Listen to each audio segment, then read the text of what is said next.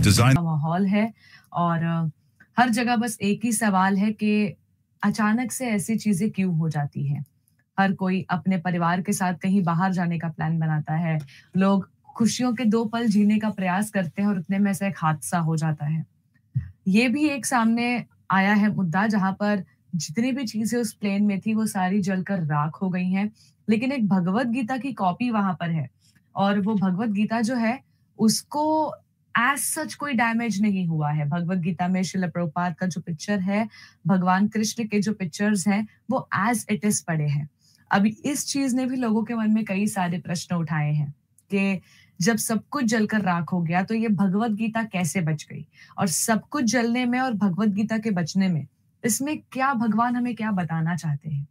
कहीं न कहीं इससे एक ही चीज़ समझना चाहिए दर्शकों के भगवद गीता का ज्ञान जो है वो अमर है, इटर्नल है और भगवद गीता का ज्ञान भी एक तरह से यही है कि we are not this body, we are the soul. तो ये एक ऐसा इंसिडेंट है जिसने हर किसी को इस बारे में सोचने पर बहुत ज़्यादा मजबूर कर दिया है और इसी सिलसिले में आज हम वापस गीता के ज्ञान को, गीता के इम्पोर्टेंस को और गीता की ब्यूटी को एक भक्ति के रूप में देखेंगे। आज के जो हमारे गेस्ट हैं, वो बहुत ही ज़्यादा विशेष हैं, उनका जो बैकग्राउंड है, वो बहुत ही ज़्यादा इंस्पायरिंग है। कहने को आप में और हम में और उनमें बहुत सारे अंतर हैं, लेकिन एक कृष्ण भक्ति ही वो डोर है जो उन्हें और हमें एक जगह से बांधे हुई है।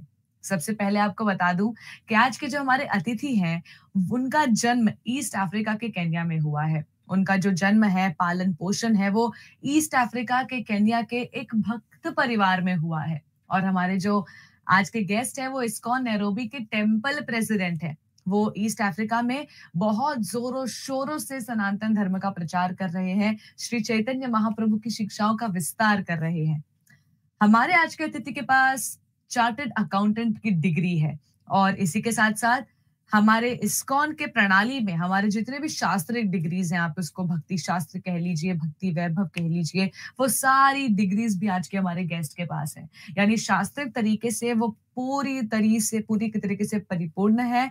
भगवान श्री कृष्ण को सबसे प्रिय जो सेवा है, प्रचार सेवा, उसमें वो एकदम आगे खड़े हैं और जन-जन को बस भगवान का भक्त बनाना, ये उनके जीवन का एकमात्र लक्ष्य है। आइए, जानते हैं श्री गौरांग दास जी से कि केन्या में रह कर के भगवान की शिक्षाओं का प्रचार करने का क्या आनंद आता है उन्हें? हरे हरे कृष्णा। आपका बहुत-बहुत धन्यवाद प्रभु जी कि आपने अपने इतने कीमती समय का कुछ हिस्सा हमारे साथ बिताने का निर्णय लिया। आपका भी बहुत धन्यवाद, आपने हमको मौका दिया हमारे जीवन के बारे में थोड़ा-सा बोलने के लिए, आपके दर्शकों के साथ ये सब शेयर करने के लिए। जी।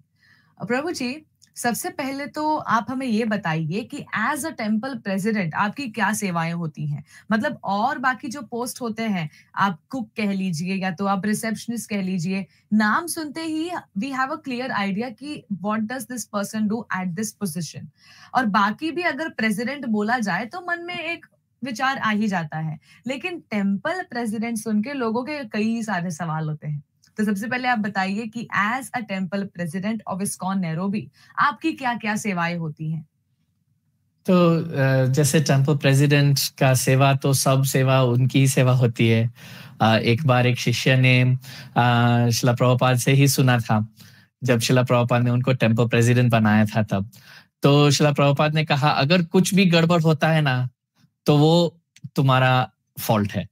तो बेसिकली मंदिर का टेम्पल प्रेसिडेंट का बनना के वही सब देखना के सारा स्टैंडर्ड जो शिला प्रभुपाद ने हमको सिखाया है, जो जैसे सब प्रोग्राम चलने चाहिए वैसा चल रहा है और आदेश अनुसार शिला प्रभुपाद के आदेश अनुसार हम लोग चल रहे हैं, हम प्रोग्राम बना रहे हैं, प्रचार कर रहे हैं, वो सब टेम्पल प्रेसिडेंट के सेवा में आता है। सारे डिपार्टमेंट अच्छे से चल रहे हैं, सारे भक्त लोग सेवा में जुड़े हुए हैं अच्छी तरह से, कोई प्रकार की असुविधा नहीं है उस सेवाओं में, वो सब देखना उस टेम्पल प्रेसिडेंट की सेवा में आता है। जी। बहुत-बहुत धन्यवाद प्रभु जी। एज़ अ टेंपल प्रेज़िडेंट वाक़ई आप बहुत ज़्यादा मेहनत करते हैं, बहुत ज़्यादा एक्टिव रहते हैं और जैसा दर्शकों आपने सुना टेंपल प्रेज़िडेंट का कार्य है कि टेम्पल के सारे कार्य सही से हो।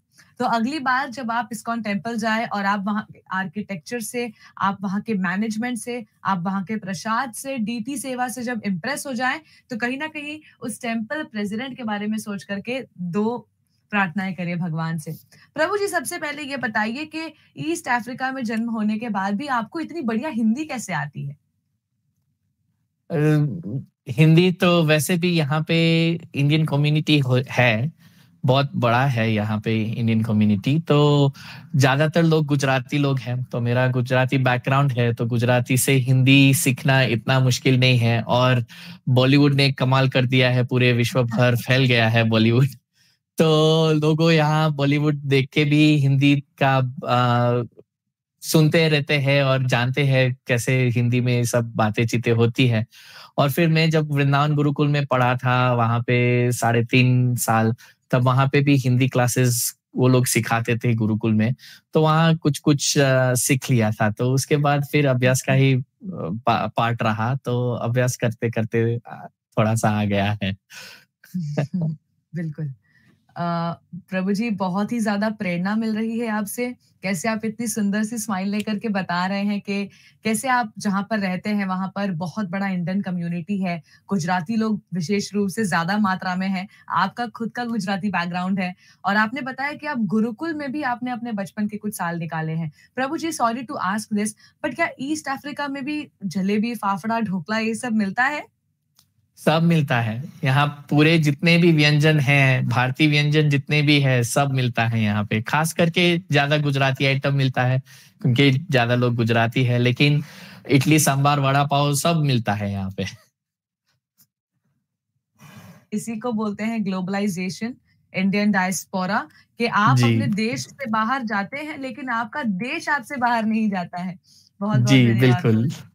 जी। चलिए, अब आपके बचपन के बारे में बात करते हैं प्रभु जी। आप अपने जीवन के कौन से 3 साल गुरुकुल में थे और उस समय का आपका एक्सपीरियंस कैसा रहा?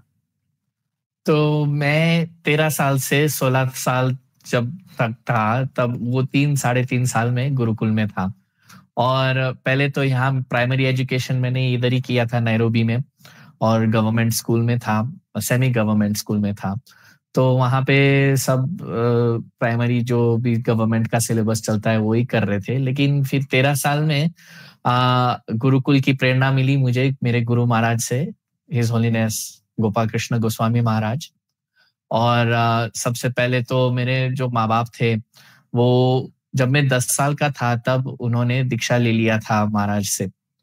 और जब भी महाराज इधर आते थे नैरोबी में तो हमेशा मुझे मिलते थे, मेरे भाई को मिलते थे और बोलते थे, "आप दोनों बच्चे क्यों गुरुकुल में नहीं हो?" तो हम लोग सोचते थे कि ये पता नहीं गुरुकुल क्या है, ये है। लेकिन फिर जब वो आए 96 में मैंने दीक्षा लिया गुरु महाराज से। जब यहाँ पे सीताराम, लक्ष्मण, हनुमान का प्राण प्रतिष्ठा हुआ था इधर नैरोबी में 1996 में, तब मैंने दीक्षा लिया। तब गुरु महाराज फिर से बोले कि गुरुकुल जाना चाहिए। तो महाराज ने कह दिया एक दिन कि चला गया स्कूल पे और स्कूल लिविंग सर्टिफिकेट निकाल दिया और बोला हम लोग गुरुकुल जा रहे हैं। तो फिर इसलिए 13 साल से 16 साल तक हम गुरुकुल में थे और वहाँ पे पूरा भागवत गीता सीखा और भक्ति शास्त्री भी किया। और क्योंकि लास्ट जब ग्रेजुएट होते हैं गुरुकुल से, तो लास्ट कोर्स होता है भक्ति शास्त्री और वो भी वृंदावन इंस्टीट्यूट में करना पड़ता है, गुरुकुल वाले नहीं पढ़ाते हैं, वृंदावन इंस्टीट्यूट वाले पढ़ाते हैं। तो वही ग्रेजुएशन था, जब भक्ति शास्त्री मिल जाता है, तब बोलते हैं कि आप गुरुकुल से ग्रेजुएट हो गए हो। वंडरफुल प्रभु जी। यहाँ पर एक बहुत इंटरेस्टिंग डिटेल मुझे ये लगी कि आपने कहा कि आपकी दीक्षा हुई और उसके बाद आपने अपने स्कूल से अपना लीविंग सर्टिफिकेट लिया और आप आ गए वृंदावन। और अगर आप वृंदावन 13 साल की उम्र में आए, तो आपकी दीक्षा कितनी उम्र में हुई थी? मैं 11.5 साल का था 1996 में। प्रभु जी, इस बारे में कुछ बताइए, बिकॉज़ आइडियली क्या होता है, जब तक बच्चे 15-16 साल के नहीं होते, उनके लाइफ के सारे डिसीजंस उनके पेरेंट्स लेते हैं। तो क्या ये आपके पेरेंट्स का ही एक स्ट्रक्चर था कि उन्होंने आपका हाथ पकड़ के आपको बोला कि चलिए दीक्षा ले लीजिए, और was it your independent decision? Please सिर्फ थ्रो सम सिर्फ लाइट। मेरे पेरेंट्स का भी हाथ नहीं था, मेरे दादा का भी हाथ था। एक्चुअली जब 1971 में जब ब्रह्मानंद स्वामी यहाँ पे आए थे, शिला प्रभुपाद ने भेजा था ब्रह्मानंद स्वामी को, तो वो आए थे यहाँ पे एक और भक्त के साथ। और पहले तो मोम्बासा आए थे, जो एक दूसरा शहर है यहाँ पे केन्या में, वो समुद्र किनारे है, कोस्टल टाउन है। तो वहां पे आए थे, लेकिन वहां पे वो लोग को इतना मतलब रेसिप्रोकेशन नहीं मिला, इतना अ, ये नहीं दिखा कि इतना पोटेंशियल इतना नहीं मिला। तो वो लोग फिर मोम्बासा से किसी ने वो लोग को बोला, ब्रह्मानंद स्वामी को, कि आप नैरोबी चले जाओ, क्योंकि नैरोबी राजधानी है केन्या का, तो वहां पे आपको ज्यादा रेसिप्रोकेशन मिलेगा। तो वो इधर आए, तो इधर आए, वो प्लेन से आए, और प्लेन से जैसे ही निकले वो बोले कि मुझे टैक्सी वाले को पकड़े और बोले कि एक हिंदू मंदिर में लेके जाओ। तो तब 1970s में इतने ज्यादा हिंदू मंदिर इधर नहीं थे, नायरोबी में 2-3 ही थे। तो टैक्सी वाला एक हिंदू मंदिर में लेके गया, जो सनातन धर्म सभा जाना जाता है, और पूरे ईस्ट अफ्रीका में बहुत प्राचीन मंदिर है ये। हर देश में है, केन्या में है, युगांडा में है, टांजानिया में है। तो वहां पे जब वो लोग गए, तब मेरे पिताजी और मेरे दादाजी वहां पे दर्शन कर रहे थे। और मेरे पिताजी को मिले, तो वो तब थे वो 17 साल के ही, और वो भागवत गीता का श्लोक बताए उनको। तो मेरे पिताजी तो पूरा चौंक गए थे, क्योंकि कभी ये विदेशी लोग ऐसे भागवत गीता का श्लोक का उच्चारण करने देखा ही नहीं था, सुना ही नहीं था इस्कॉन के बारे में। वो लोग बताए कि हम इस्कॉन से है, और सर्वधर्मान परित्यज्य का श्लोक बोला, और फिर आगे जाके बोला कि हम लोग यहाँ पे कुछ व्यवस्था ढूंढ रहे ठहरने के लिए, प्रचार करने के लिए। तो तब मेरे पिताजी ने कहा कि मेरे दादाजी अभी दर्शन कर रहे हैं, अभी आएंगे, वो आपकी सहायता करेंगे। तो फिर मेरे दादाजी ने पूरा सहायता दिया ब्रह्मानंद स्वामी को और उनके साथ जितने भी भक्त थे, और वो लोग जगह ढूंढ रहे थे। तो मेरे दादाजी के एक मित्र था जो उनका घर बेच रहा था। तो मेरे दादाजी ने कहा कि ये लोग को ही बेच दो ना, आप बेच ही रहे हो, तो ये भक्त लोग ढूंढ रहे हैं, एक सेंटर ढूंढ रहे हैं, तो आप उनको दे दो। तो फिर वो लोग ने ले लिया, जिस जगह पे मैं हूँ अभी इस वक्त, यही जगह है। वो जब 1970 में लिया था, और मेरे दादाजी ने सब उनके मित्र के पास लेके गए, लाइफ मेंबर्स बनाया। फिर मेरे पिताजी भी बहुत ज्यादा इसमें इंटरेस्टेड थे, शिला प्रभुपाद को मिले 3 बार। जब 1971 में आए शिला प्रभुपाद, और 1973 में वापस आए, 1975 में आए। तो मेरे पिताजी शिला प्रभुपाद के रूम में बैठते थे, और शिला प्रभुपाद जहाँ वहाँ हारमोनियम बजाते थे, और एक बार एक मिठाई भी खिलाया, जो आज तक उनका नाम नहीं पता है क्या मिठाई खिलाया, लेकिन बहुत अच्छा मिठाई था वो। और जैसे ही वो मुंह में डाले मेरे पिताजी, तो ऐसे लगा कि ये तो कुछ बाहर से ही कुछ मिठाई आई है, यहाँ इस पृथ्वी में ऐसे मिठाई नहीं मिल सकती है। तो वैसे फिर मेरे पिताजी गए थे यूके में, तो वहां पे भी इस्कॉन के साथ ही जुड़े हुए थे, लंदन में। और दीक्षा भी लेना था शिला प्रभुपाद से, लेकिन शिला प्रभुपाद 1977 में जैसे हम सब लोग जानते हैं, उनका तबीयत बहुत खराब था, तो यूके नहीं रहे, वो वापस इंडिया चले गए। तब से फिर मेरे पिताजी इन्वॉल्व थे इस्कॉन कमिटी में, मैनेजमेंट में, कलेक्शन में, बिल्डिंग प्रोजेक्ट्स में। नया मंदिर जो बना था उसमें भी बहुत बड़ा हाथ था मेरे पिताजी का। और मैं हमेशा उनके साथ आता था, स्कूल के बाद जब मीटिंग में आते थे वो, तो उनके साथ में मंदिर आ जाता था। तो पहले से ही मुझे मंदिर अच्छा लगता था, मेरे पिताजी ने सिखाया था कैसे माला करना है, भागवत गीता का कुछ श्लोक का सिखाया था, और मुझे अच्छा लगता था वो। तो पहले से ही 16 माला ये सब शुरू कर दिया था। और जब मेरे माँ बाप ने दीक्षा ले लिया 94 में, तो मुझे भी लेना था साथ में ही, लेकिन तब मैं बहुत छोटा था, तो बोला कि नहीं अभी नहीं हो पाएगा, बाद में देखेंगे। तो जब सीताराम का प्राण प्रतिष्ठा हुआ, तो मैं गुरु महाराज के पास गया था, मेरी इच्छा प्रकट की उनके सामने कि मुझे भी दीक्षा लेना है। तो गुरु महाराज बोले नहीं, आप बहुत छोटे हो, और मुझे नहीं पता आपको देना चाहिए या नहीं, ऐसे बोले वो। तो मैं तो मायूस होके घर चला गया था वापस। लेकिन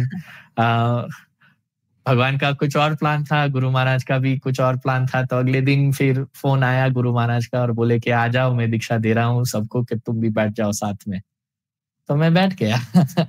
तो ऐसे हो गया फिर, क्योंकि ऑलरेडी 16 माला तो ये सब पहले से ही शुरू था। मेरे माँ-बाप तो वैसे ही भक्त ही थे, तो मैं भी साथ में सब सीख गया। जी, जी, जी।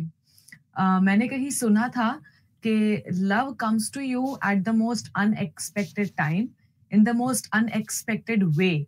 और कहीं न कहीं आपके जीवन में तो ये एकदम सही है कि कैसे आपको मना भी कर दिया था एक बार गोपाल कृष्ण महाराज ने कि नहीं, अभी आप बहुत छोटे हैं। तो एक दिन में प्रभु जी क्या ही आपकी एज बढ़ गई। लेकिन एक दिन में वो भाव कुछ अलौकिक होता है, उसका कुछ वर्णन नहीं किया जा सकता। और ये मैं पहली बार सुन रही हूँ कि किसी की बस 11 साढ़े 11 साल में दीक्षा हो रही है। अच्छा प्रभु जी, मुझे ये बताइए कि जब आप 13 साल की उम्र में वृंदावन आए, तो आई एम अज्यूमिंग तब तो आपको इतनी अच्छी हिंदी नहीं आती होगी और गुरुकुल में आप पेरेंट्स के बिना रह रहे होंगे, ना फ़ोन, ना इंटरनेट। तो तब आपने कैसे अपना लाइफ चलाया और क्या आप अपने भाई के साथ आए थे गुरुकुल में? जी, हम दोनों साथ में आए थे। वो मेरे से 2 साल छोटा है, तो हम दोनों आए थे गुरुकुल में। और हाँ, हिंदी इतना अच्छा नहीं आता था, लेकिन गुरुकुल में क्या था, तब वृंदावन गुरुकुल इंटरनेशनल गुरुकुल था, तो वहाँ हिंदी बहुत कम चलता था, क्योंकि अ, इंडियन स्टूडेंट्स इतना नहीं थे वहाँ पे। सब बाहर हुँ। के थे, ज़्यादा नेपाली थे और अमेरिका से भी कुछ लोग थे, साउथ अफ्रीका से भी कुछ बच्चे थे और ऐसे ईस्ट अफ्रीका से हम लोग आए। तो इसलिए पूरा मेट्रोपॉलिटन क्राउड था गुरुकुल में तब। सब सब हर देश से 1-1, 2-2 बच्चा आते थे वहाँ पे, तो इसलिए इंग्लिश ही चलता था वहाँ पे। तो इतना डिफ़िकल्टी नहीं पड़ा हमको, इतना मुश्किल नहीं पड़ा कि कैसे हम लोग वहाँ पे रहेंगे। और गुरुकुल में टीचर्स भी बहुत अच्छे थे सब, तो इंग्लिश में कम्युनिकेशन होता था और वो भी देखभाल सब कर रहे थे, तो ईज़ी था। इसे नहीं था कि हाँ, हम कहीं और आ गए हैं, भाषा नहीं जानते जी, हैं, देश नहीं जानते, कहाँ हम फँस गए, ऐसा कुछ भी नहीं था। हाँ, जी। ये था कि घर याद आता था कभी-कभी। मोस्ट ऑफ द टाइम तो क्या था कि हमारे माँ-बाप हर वीक में 1 बार फ़ोन करते थे डायरेक्ट लाइन पे। तो वहाँ गुरुकुल में एक ही फ़ोन हुआ करता था, वो भी सेक्रेटरी के ऑफ़िस में, और सब बच्चे का फ़ोन उस पे आता था। तो वैसे हुँ। कम्युनिकेशन होता था तब। हुँ, हुँ, हुँ, हुँ, हुँ। तो प्रभु जी 16 साल की उम्र में जब आप वहाँ से निकले, तब आपके लाइफ में कैसे-कैसे इंसिडेंट्स आए? और ये जो सीए की डिग्री आपके पास है, ये किसका सपना था? वाज़ इट योर ड्रीम और योर पेरेंट्स ड्रीम? और आपने इसे परस्यू कहाँ किया? भारत में या आपने ईस्ट अफ्रीका में? जी, तो वैसे भी गुरुकुल में जब ग्रेजुएशन हो जाता है, तो सब बच्चों पे एक ही सवाल आता है कि अब क्या? क्या करेंगे आगे जाके? क्योंकि तब इस्कॉन में भी गुरुकुल का नाम भी इतना अच्छा नहीं था और ये हमेशा हुआ करता था कि अ, क्या होगा गुरुकुल के बच्चे लोग को? तो गुरु महाराज से बातचीत करके फिर ये कहा कि नहीं, एक प्रोफेशनल क्वालिफिकेशन भी बहुत ज़्यादा ज़रूरी है।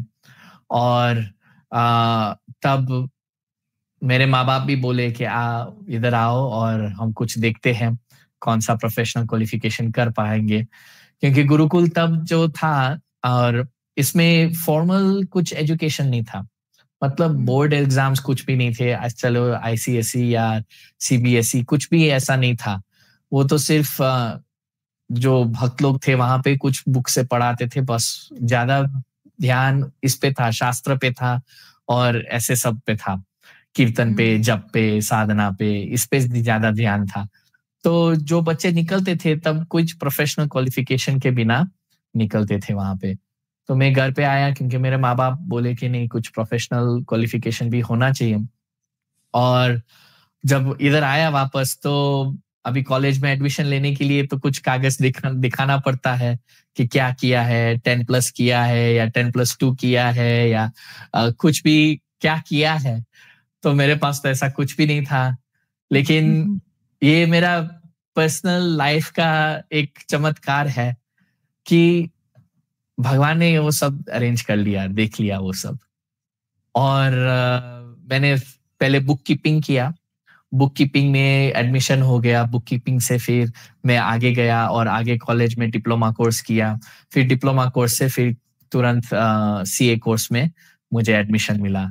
वो कैसे हुआ सिर्फ भगवान ही जानते हैं, क्योंकि वो उनकी ही कृपा थी। मेरे पास कोई प्रकार का पेपर नहीं था कि दिखाने के लिए कि मैंने प्राइमरी एजुकेशन किया है या ग्रेजुएट हुआ हूँ सेकेंडरी से भी।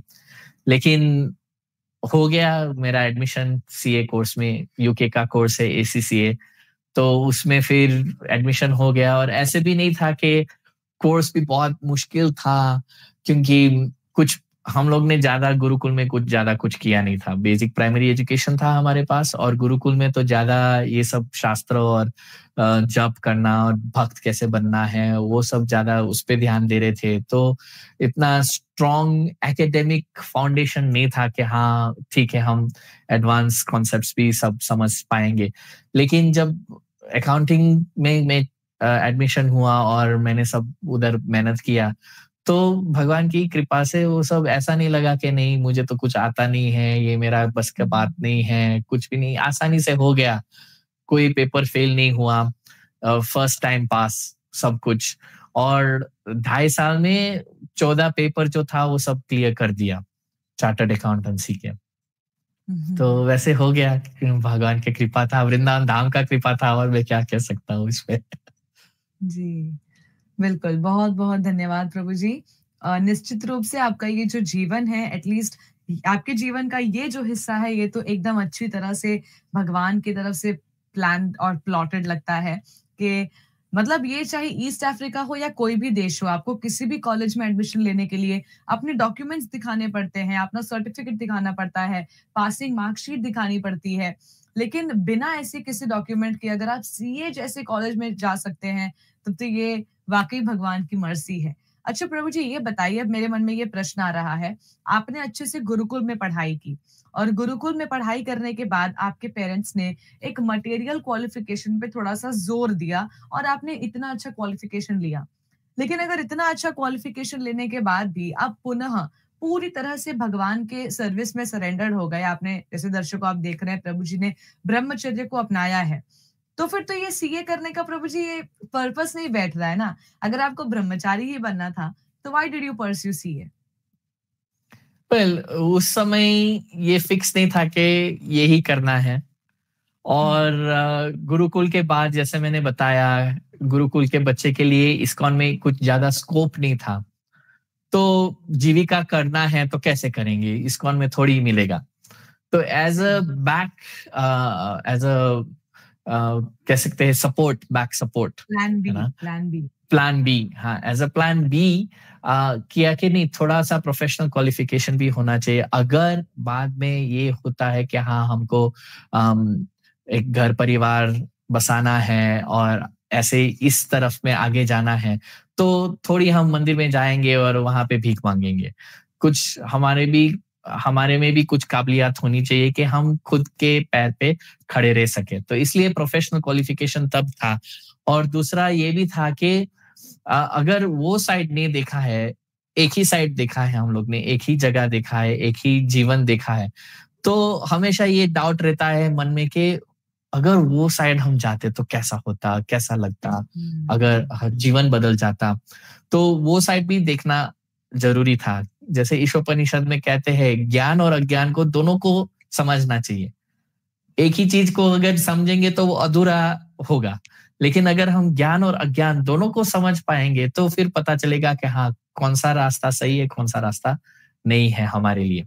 तो इसलिए वो भी काफी मेरे लिए वो जरूरी था, क्योंकि जैसे मैंने बताया कि हम लोग ने प्राइमरी एजुकेशन से गुरुकुल चले गए। गुरुकुल के बाद पूरा नया कागज जैसा ही था, कुछ पता नहीं था कि वो साइड कैसा है। तो वो साइड भी देख के फिर ये अगर कोई कहता है कि हाँ मुझे इस रास्ते पे चलना है, तो डिटर्मिनेशन ज्यादा बढ़ जाता है, क्योंकि दूसरे साइड पे क्या है वो ऑलरेडी जान चुके हैं कि क्या है वहां पे। बिल्कुल। हुँ, हुँ, हुँ। एक कहावत है, दर्शकों कहते हैं, the grass is always greener on the other side of the हिल। जब तक करेक्ट। हम जब तक बुरे समय का सामना नहीं करते, हमें अच्छे समय की कीमत पता नहीं चलती है। It is only after you have been through bad days that you realize the importance and beauty of good days. तो ये तो प्रभु जी मैं भी आपको पूछने ही वाली थी कि कई लोग जो डिवोटी फैमिली में जन्म नहीं लेते हैं, जब वो कृष्णा कॉन्शियसनेस में आते हैं, तो वो उसे विद ओपन आर्म्स एम्ब्रेस करते हैं। अभी आपने 11 साल की उम्र में दीक्षा ले ली, तो मतलब आप तो बहुत छोटे थे, आपने कुछ जीवन उसके आगे देखा ही नहीं। और अक्सर ऐसे केसेस में क्या होता है, जब आप थोड़े बड़े होते हैं, कॉलेज जाते हैं, जॉब करते हैं और जब आप अन्य लोगों को देखते हैं, तो आपको थोड़ी-सी क्यूरियोसिटी होने लगती है। तो आई एम ग्लैड प्रभु जी कि आपने इतने ऑनेस्टली इस चीज को आगे रखा, क्योंकि ये एक नॉर्मल ह्यूमन फिनोमेन है दर्शकों। क्यूरियोसिटी एक बहुत ही ज्यादा नेचुरल टेंडेंसी है और इस क्यूरियोसिटी के चक्कर में बहुत लोगों का जीवन बनता है, बहुत लोगों का जीवन बिगड़ता है। तो प्रभु जी आप बताइए, आप क्योंकि इस चीज के लिए क्यूरियस थे, तो आपकी क्यूरियोसिटी ने आपको कौन सी चीजें रिवील की जब आप सीए पढ़ाई कर रहे थे? तो सीए पढ़ाई कर रहा था, बेसिकली मेरा तो तब जब मैं पढ़ाई कर रहा था तो एक ही मतलब था कि ये एक जीविका है। मेरी जीविका के हम्म। लिए मैं कर रहा हूँ। अगर मुझे आगे जाके मंदिर में नहीं रहना है, तो मैं कुछ अपने आप कर पाऊँगा। लेकिन दूसरे हम्म। लोग को देखा, वैसे भी मेरा लाइफ़स्टाइल वो लोग के साथ जमता नहीं था। मेरा घर से कॉलेज, कॉलेज से घर, बस और कुछ नहीं था। ऐसा नहीं कि एक्स्ट्रा करिकुलर एक्टिविटी कुछ कोई प्रकार की थी या ऐसा उसमें मन ही नहीं था कुछ। तो ये भी मैं ऐसे ही सोचता हूँ कि ये भी भगवान की कृपा थी, गुरु महाराज की कृपा थी, मेरे माँ-बाप की संरक्षक था उसमें कि ये सब में नहीं पढ़ना है। और वैसे भी आपने जैसे बोला कि पहले से ही दीक्षा ले लिया था, तो पता था कि ये क्या करना है, क्या नहीं करना है ना? तो दूसरा सब चीज़ में वैसे भी नहीं जाऊँगा मैं। तो इसलिए ये तो सिर्फ़ एक प्लान बी था कि हाँ, कुछ अगर कहीं पे भी फ्यूचर में फाइनेंशियल सपोर्ट की ज़रूरत पड़े, तो एट लीस्ट मैं समाज से या इस्कॉन से मैं ये नहीं कह पाऊँगा कि ठीक है, आप लोग मुझे अभी फाइनेंशियल सपोर्ट करो। नहीं, मैं खुद के लिए कुछ कर सकता हूँ। बिल्कुल।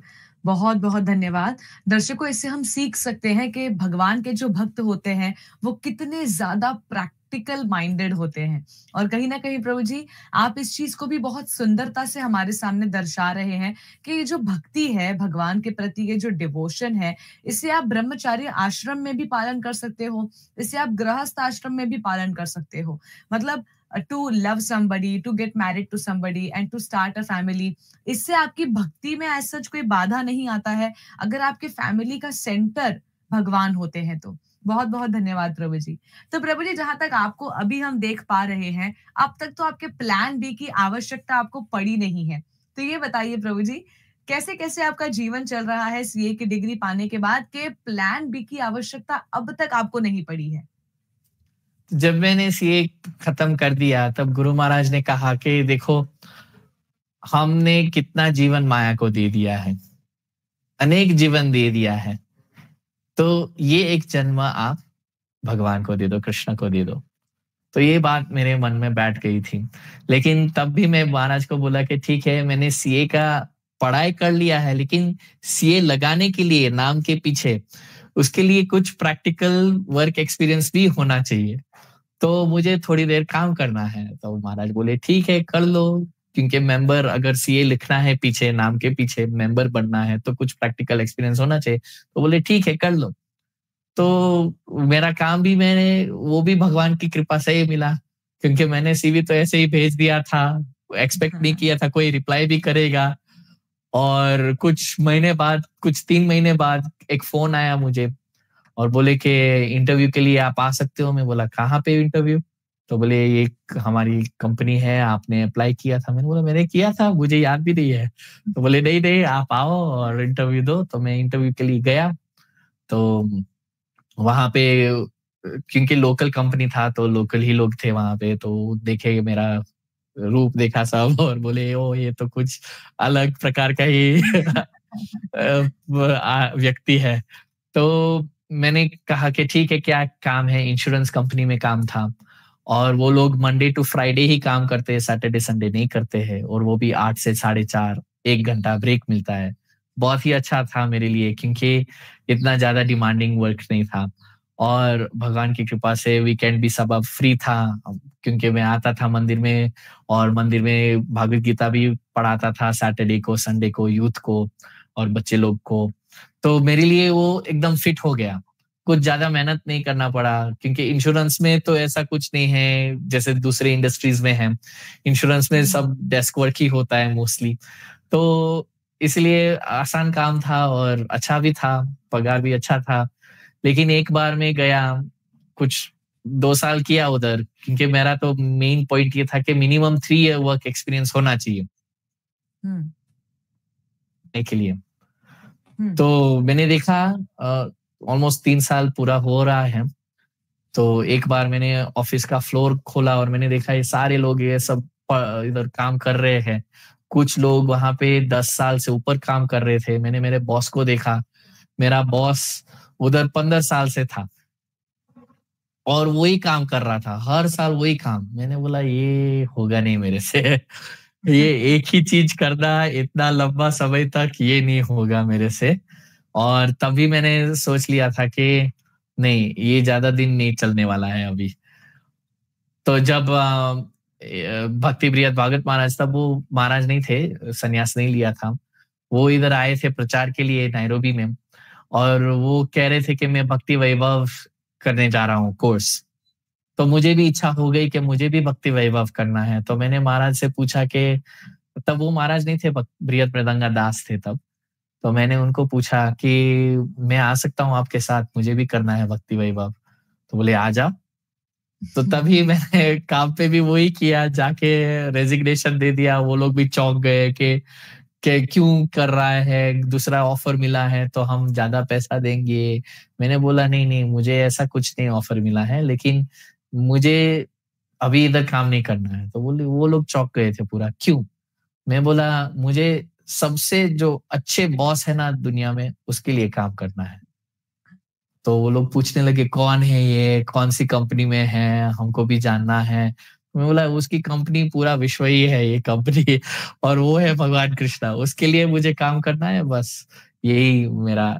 तो वो लोग ऐसे सोचे क्योंकि वो लोग को समझ में नहीं आ रहा था, खास करके मेरे इमीडिएट बॉसेस को समझ में नहीं आ रहा था कि इतना प्रॉमिसिंग करियर है इसका, तो सब क्यों पानी में फेंक रहा है ये सब। तो वो लोग समझाने की कोशिश भी किए कि हम लोग पगार भी ज़्यादा बढ़ाएँगे और देखो 2-3 साल में तुमको प्रमोशन भी मिलेगा, ये होगा, वो होगा। मैं बोला नहीं, नहीं, मुझे अभी भक्ति वैभव पढ़ना है तो मैं जाऊँगा। तो मैं फिर बृहत मृदंगा दास, अभी भक्ति बृहत भागवत महाराज, तब हम दोनों साथ में गए और वहाँ पे भक्ति वैभव मायापुर में किया। पहले गुरुकुल वृंदावन में था, तो ये सब मायापुर में था फिर बाद में। तो मायापुर में भी बहुत अच्छा हम रहे साथ में और बहुत अच्छा वातावरण था वहाँ पे, माहौल बहुत अच्छा था, भक्त लोग की संगति मिली और शास्त्र में इतना ज़्यादा हम लोग चर्चा कर रहे थे, सब सीख रहे थे अच्छे से, तो बहुत अच्छा लगा। बेस्ट एक्सपीरियंस था वो। और उसके बाद फिर पार्ट 2 के लिए गया, महाराज के साथ इधर-उधर घूमा पूरे इंडिया में। North India, east India, waste India, south India. और लीडरशिप कोर्सेज़ भी करने लगा क्योंकि गुरु महाराज ने कहा कि लीडरशिप कोर्सेज़ करो।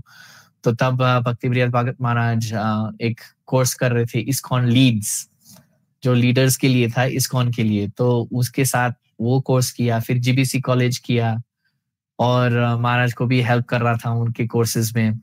जैसे जपाश्रया है, फिर भक्ति सदाचार है। तो वो सब कोर्सेज़ में भी थोड़ा-सा मायापुर में भी सिखाया था, मायापुर इंस्टीट्यूट में भक्ति वैभव के कुछ मॉड्यूल्स। और फिर बाद में गुरु महाराज ने कहा कि अभी केन्या जाओ और वहाँ ही रहो, वहाँ प्रचार करो। तो फिर इधर आ गया वापस और इधर सब मैनेजमेंट में और सेवा में लग गया। हुँ, हुँ, हुँ। जी। तो प्रभु जी बीच में यहाँ पर एक आपने बात बताई कि आपके जो कलीग्स थे, आपके बॉस थे, वो एकदम शॉक हो गए थे कि जिस इंसान का इतना प्रॉमिसिंग करियर है, जिसे अभी प्रमोशन मिलने वाला है, वो अचानक से सब कुछ छोड़ के क्यों जा रहा है? तो यही प्रश्न प्रभु जी लोगों के मन में रहता है आज भी जब वो भक्तों को देखते हैं। तो क्या आप हमें वो आंसर बता सकते हैं जो आपने उस समय अपने आप को देकर के समझाया होगा कि इतने प्रॉमिसिंग करियर को छोड़कर आपने कृष्ण भक्ति को क्यों अपनाया? मैंने पहले ऑलरेडी बता दिया था कि जब मैंने देखा ये लोग पूरा दिन वही सब कर रहे साल भर, और 1 साल के बाद दूसरे साल, तीसरे साल वही सब चल रहा है, उसमें कुछ रस नहीं है। मैंने देखा कि ये मैं नहीं हूँ, मैं खुद को देखा कि मैं इस स्थिति में मैं नहीं रह सकता हूँ। मुझे बदलना पड़ेगा। और हुँ, गुरु महाराज ने भी कहा था कि ये एक लाइफ दे दो भगवान को।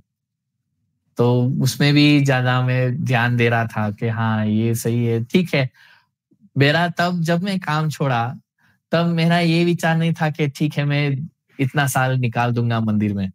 मैं सोचा ठीक है, कुछ महीने देखते हैं, अगर जमता है तो ठीक है, नहीं जमता है तो वैसे भी मेरे बॉस लोग ने सबने कहा था अगर 3-6 महीने के बाद अगर लगता है कि वापस आना है तो ज़रूर वापस आएगा। क्योंकि अ, हमको चाहिए आप जैसे एम्प्लॉयी। तो मैं बोला ठीक है, ये तो ऑप्शन है ही, और अगर उधर नहीं जमता है तो इधर देख लूँगा फिर। लेकिन इधर जम गया तो गुरु महाराज की कृपा से, माँ-बाप के आशीर्वाद से, तो फिर जी। वो सब देखा नहीं बाद में। हुँ, ये हुँ। शरणागति था थोड़ा-सा, मैं ये भी कह सकता हूँ कि भगवान कहते हैं ना भगवद गीता में कि मेरे शरण में आ जाओ, मैं सब देख लूँगा। तो जी। शरणागति भी था गुरु महाराज के प्रति, भगवान के प्रति कि ठीक है, इतना कह रहे हैं तो एक बार चले जाते हैं, देखते हैं क्या होता है वहाँ पे। बिल्कुल, there is no harm in trying, है कि नहीं? किसी भी चीज़ को यस, आज़माने में कोई नुकसान नहीं होता है। प्रभु जी, अभी आपने बहुत इंटरेस्टिंग बात कही कि जम गया तो ठीक है, नहीं जमा तो छोड़ दूँगा।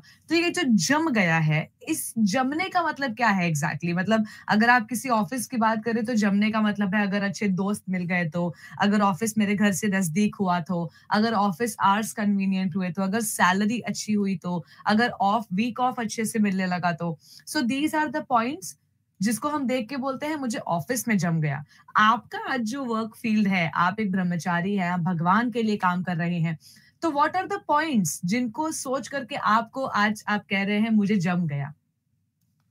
लाइफ़स्टाइल जो है, क्योंकि जो एक सात्विक लाइफ़स्टाइल है, सुबह जल्दी उठना, मंगल आरती जाना, फिर जप करना, शास्त्र में फिर बाद में जो भागवतम क्लास होता है, और दिन भर भी हम शास्त्र पढ़ते रहते हैं, भक्तों का संग, और जो एक लाइफ़स्टाइल होता है सात्विक लाइफ़स्टाइल, वो मुझे बहुत अच्छा लगता था। इसमें कोई प्रेशर नहीं है, कोई डेडलाइन्स नहीं है कि ये करना है। प्रेशर है, ऐसा नहीं है कि, लेकिन अलग टाइप का प्रेशर है, सेवा का प्रेशर रहता है। ऐसा नहीं है कि ठीक है, ये डेडलाइन अगर नहीं किया या ये रिपोर्ट नहीं सबमिट किया तो नौकरी चली जाएगी, फिर बाद में हम क्या करेंगे, क्या देखेंगे, वो सब ऐसा प्रेशर नहीं है ना? कि नहीं, क्योंकि भक्ति में तो सब हर चीज़ अ, हमेशा कुछ नया-नया निकलता है, कुछ नया-नया सेवा आती रहती है, कुछ नया फैक्टर्स आते हैं कि जो सेम सेवा है लेकिन अलग तरीके से करना पड़ता है। तो हुँ, डायनामिक लाइफ़स्टाइल है, और ज़्यादा डायनामिक से भी ज़्यादा एक सात्विक लाइफ़स्टाइल है, तो वो अच्छा लगा। जैसे जल में एक मछली चली जाती है, उसको लगता है कि ये घर है। तो वैसे हाँ। ही मैं आया मंदिर में, आश्रम में, और ये जो लाइफ़स्टाइल मिलती है आश्रम में, वो मुझे अच्छा लगा। तो कहा ये यस, यही करना है। देखा कि हाँ, इस रास्ते पे मैं मेरा पूरा जीवन निकल सकता हूँ। लेकिन जब मैं ऑफ़िस में जाता था, तब मैंने देखा कि वहाँ पे लंबा समय तक मैं नहीं कर पाऊँगा, है ना? वही सब चीज़, वही सब रिपोर्ट्स, वही सब लोग, और वो लोग भी भक्त नहीं है। वो लोग तो सिर्फ़ यही सोचते हैं कि क्या कहाँ खाना है, कहाँ सोना है, कैसे परिवार का सँभालना है, और ये सब। तो उधर फिर ऐसे नहीं लगा, ऐसा लगता था कि कहीं और एक और अलग सी दुनिया में मैं आ रहा हूँ यहाँ पे। लेकिन इस रास्ते में तो लगता था नहीं, यही घर है, यही अच्छा है। ये जो हुँ, भक्ति करना ही सबसे मेरे लिए हुँ, उचित है। जी। बहुत-बहुत धन्यवाद प्रभु जी। बहुत-बहुत कांग्रेचुलेशंस आपको कि आपको अर्ली ऑन इन लाइफ ये क्लैरिटी मिल गई। वरना इस क्लैरिटी के ना होने की वजह से प्रभु जी बहुत लोगों के बहुत बहुत वर्ष अपने जीवन के वो बर्बाद कर देते हैं। कभी-कभी इस क्लैरिटी ना होने की वजह से People end up marrying the wrong person, people end up choosing the wrong profession, और इस वजह से बहुत समय बर्बाद होता है, बहुत एनर्जी बर्बाद होती है। लेकिन दर्शकों, आप देख सकते हैं कि क्योंकि प्रभु जी सिंसियर थे, प्रभु जी सरेंडर थे, और प्रभु जी बहुत ही ज़्यादा केयर फ्री थे। मतलब अक्सर ये एग्जाम्पल दिया जाता है एयरप्लेन का, कि जब आप एयरप्लेन में होते हैं तो आप एकदम स्ट्रेस फ्री होते हैं, क्योंकि आपको आपके पायलट पे भरोसा होता है।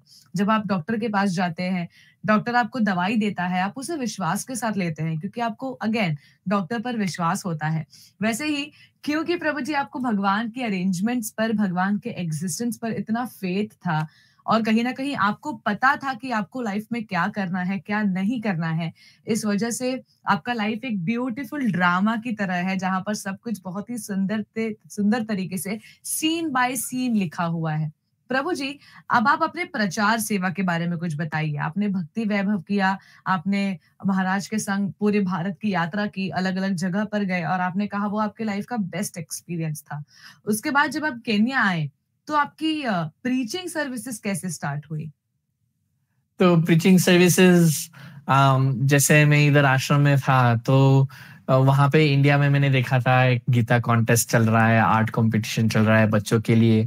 तो मुझे वहाँ से प्रेरणा मिला। तो मैं जब इधर आया तो मैं भी सब स्कूल्स पे जा रहा था और आर्ट कंपटीशन एक अरेंज किया सब बच्चों के साथ, है ना? और मेहनत किया। बहुत सारे यहाँ पे एक, जैसे यहाँ पे वातावरण है, ऐसा नहीं है कि इंडियन बच्चे के स्कूल्स बहुत सारे हैं। कुछ ही कम्युनिटी के स्कूल है जहाँ पे इंडियन बच्चे जाते हैं, मेजॉरिटी तो सब लोकल अफ्रीकन बच्चे होते हैं। तो जब मैं ये सोच रहा था कि अभी आर्ट कंपटीशन करना है और वो भी भागवत गीता पे करना है, तो कैसे सब जगह पे या तो इंडियन बच्चों के लिए करो, वो बहुत कम है, या तो हुँ। सब बच्चों के लिए करो। तो मैं ये सोच रहा था और भगवान से प्रार्थना करके फिर गया, अफ्रीकन स्कूल्स में भी गया, और जो हमारा आर्ट कंपटीशन था वो वहाँ पे जाके प्रस्तुत किया। और सरप्राइजिंगली बहुत सारे बच्चे, इनफैक्ट मेजॉरिटी ऑफ द बच्चे नॉन इंडियन स्कूल से थे उस आर्ट कंपटीशन में, क्योंकि इतना वाओ! इंटरेस्ट था वो लोग को भागवत गीता पे। तो उसमें बहुत प्रेरणा मिली कि हाँ, प्रचार हो सकता है। और फिर गीता कंपटीशन किया बच्चों के साथ।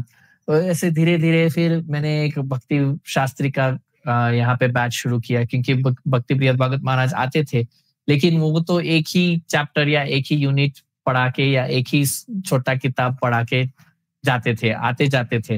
लेकिन जो लंबा कोर्स है, उसके लिए फिर वो लोग देखा कि हाँ, इसने भक्ति शास्त्री किया है, तो बोले तुमको भी सिखाना चाहिए। तो बोला ठीक है, मैं भी ट्राई करता हूँ। तो तब से शुरू कर दिया भक्ति शास्त्री सिखाना।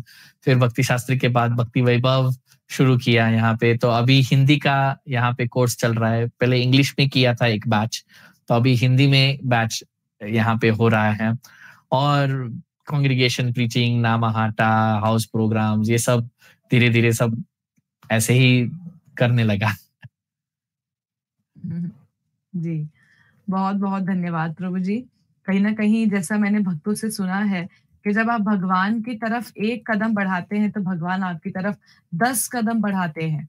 और जैसे भगवान भगवद गीता में कहते हैं कि आप अपने एक्शंस पे ध्यान दो, leave the results on me. दर्शकों, ये प्रभु जी के जीवन से हम एक बहुत बड़ी सीख ले सकते हैं, और इसे हम अपनी भक्तिमय जीवन के साथ-साथ अपने पर्सनल लाइफ, प्रोफेशनल लाइफ कहीं भी अप्लाई कर सकते हैं। अक्सर प्रभु जी क्या होता है, हम कॉन्सिक्वेंसेस के बारे में सोच के, रिजल्ट्स के बारे में सोच के, because of the fear of failure हम एफर्ट ही नहीं लेते, हम ट्राई ही नहीं करते। But trying and failing is worse than not trying at all. कहीं न कहीं अगर करेक्ट। आप किसी चीज़ के लिए ट्राई करते हो, तो आपको अनुभव आपको बताता है कि अगली बार अगर मैं इन चीज़ों पे काम करूँगा या ज़्यादा मेहनत करूँगा, तो शायद मैं पास हो सकता हूँ। But not trying at all, it's not a right thing. Yes. Prabhu ji, अभी हम कुछ ही समय में ऑडियंस के क्वेश्चंस लेंगे। दर्शकों, आपके प्रश्नों का समय हो गया है। आप सभी आज एक इंटरनेशनल गेस्ट से बात कर रहे हैं। प्रभु जी, आप ईस्ट अफ्रीका में जन्मे हैं, लेकिन आपको कितनी भाषाएँ आती हैं? मुझे 4 भाषा फ्लुएंटली आती है। इंग्लिश, स्वाहिली जो यहाँ की लोकल लैंग्वेज है, गुजराती, हिंदी और थोड़ा-सा बंगाली भी बोल लेता हूँ मैं। तो प्रभु जी, क्या आप अपने लोकल लैंग्वेज में हमें ये बोल के सुना सकते हैं कि मुझे हरे कृष्णा टीवी बहुत पसंद है? Mimi napenda Hare Krishna TV zaidi sana. Thank you so much प्रभु जी। दर्शकों, आप अपने क्वेश्चंस को यहाँ पर पोस्ट कीजिए। प्रभु जी टेंपल प्रेसिडेंट हैं, प्रभु जी एक प्रचारक हैं, प्रभु जी एक सरेंडर्ड भक्त हैं, प्रभु जी एक सीए हैं, प्रभु जी ने वृंदावन गुरुकुल का भी अनुभव किया है और प्रचार में भी वैसे बहुत सारी समस्याएं आती हैं। तो अगर इन सारे स्कोप में से आपको कुछ भी प्रभु जी से पूछना है, आप पूछ सकते हैं। प्रभु जी, मैं आपसे कुछ एक और प्रश्न पूछना चाहती हूँ। तो अपने इस कृष्णा कॉन्शियस जर्नी में अभी आपकी जितनी भी उम्र होगी, लगभग 30-32 साल, आई एम अज्यूमिंग, तो इतने वर्षों में वो कौन सा एक व्यक्ति है जिसके प्रति आप सबसे ज्यादा कृतज्ञ हैं? Who are you the most grateful to?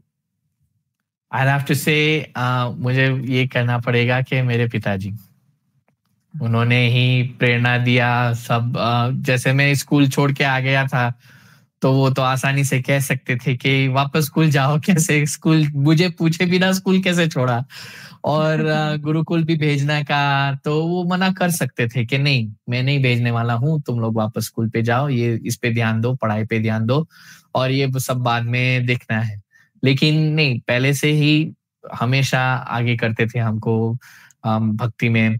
और जैसे मैंने बताया, हम जब छोटे थे तब भी भगवद गीता का श्लोक हमको पढ़ाते थे, सिखाते थे, जप करना सिखाते थे। तो वही एक है, जब दीक्षा का भी बात आया तो उन्होंने ही अनुमति दिया कि महाराज से ले लो दीक्षा, तब जाके मिला। तो डेफिनेटली मेरे पिताजी, डेफिनेटली 1%, इफ इट्स जस्ट 1%, अगर एक ही व्यक्ति हो तो डेफिनेटली माय। जी। तो प्रभु जी, क्या आपके पिताजी अभी आपका ये शो देख रहे हैं? और आई होप सो वो देखते होंगे शायद। वो दूसरी जगह पे है, लेकिन शायद देख रहे होंगे।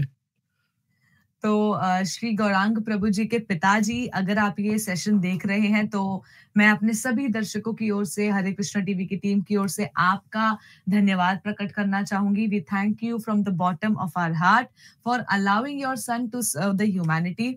आप जैसे माता पिता की वजह से हमारी सेवा के लिए, इस दुनिया की सेवा के लिए, विश्व की सेवा के लिए आपके पुत्र जैसे भक्त तैयार होते हैं। तो आपकी बहुत बहुत बड़ी भूमिका है इसमें। We really thank you so much.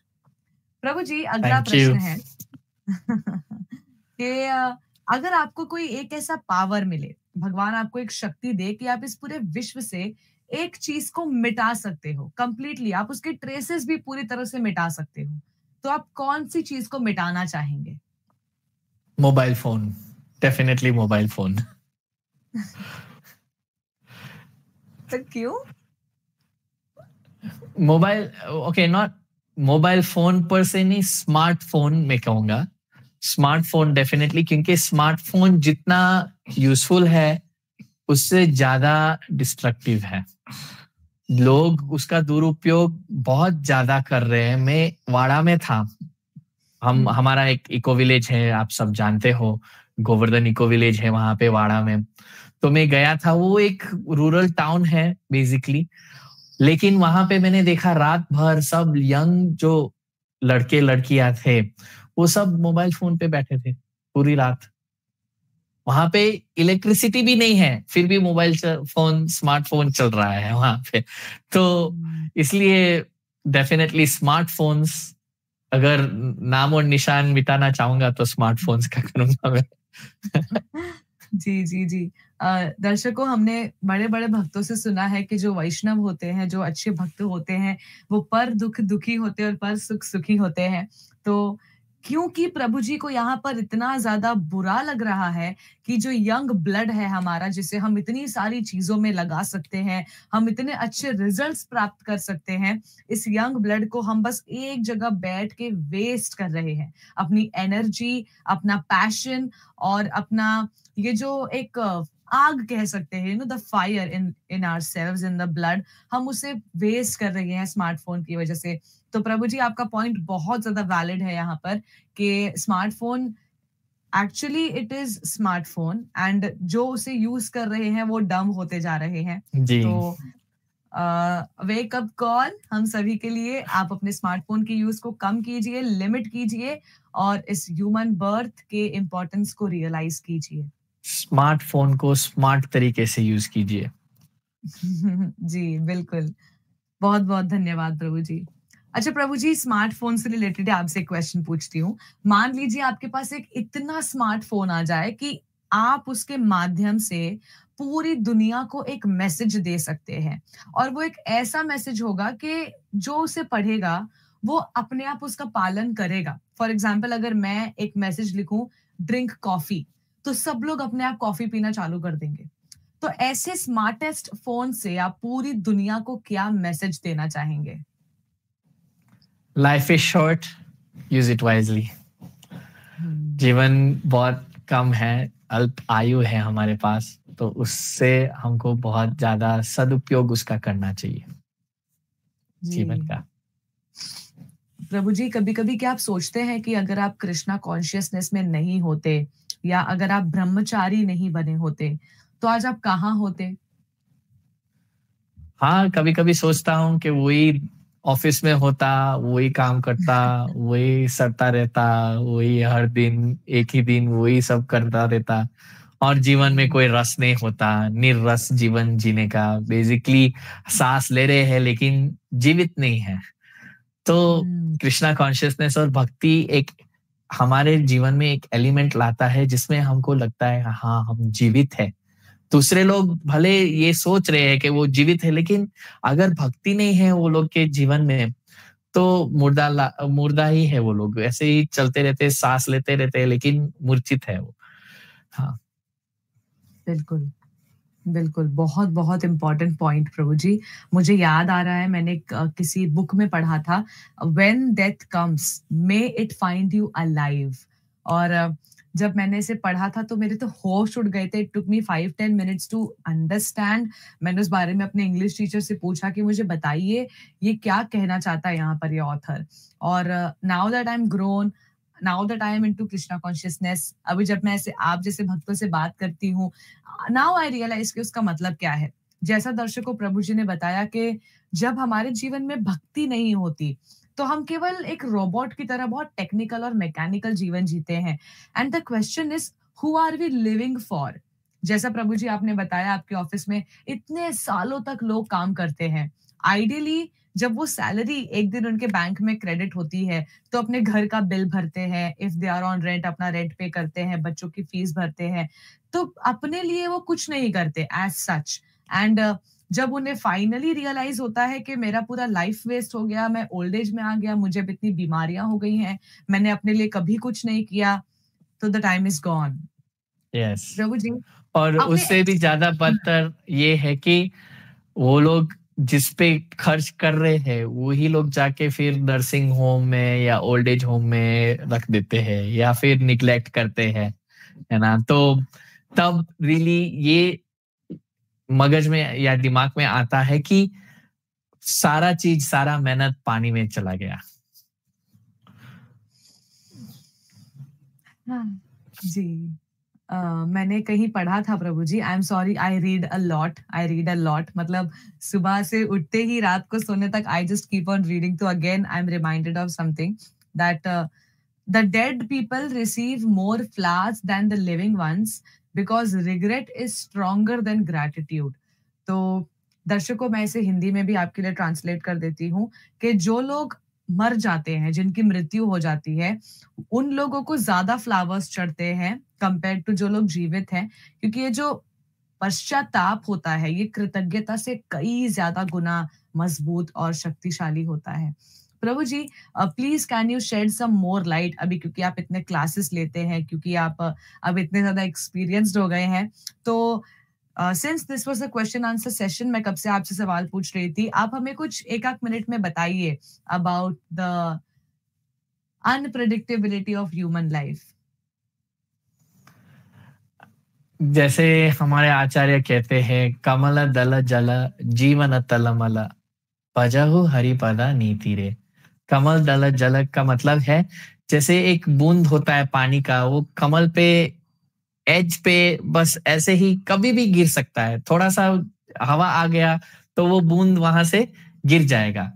तो वैसे ही हमारा जीवन है, जीवन तलमल, कभी भी कुछ भी हो सकता है। ऐसा नहीं है, हम परीक्षित महाराज जैसे नहीं है, जिनको 7 दिन का टाइम दिया था, समय दिया था कि मैं श्राप दे रहा हूँ, लेकिन आपको 7 दिन है, 7 दिन के बाद आपका मृत्यु आएगा।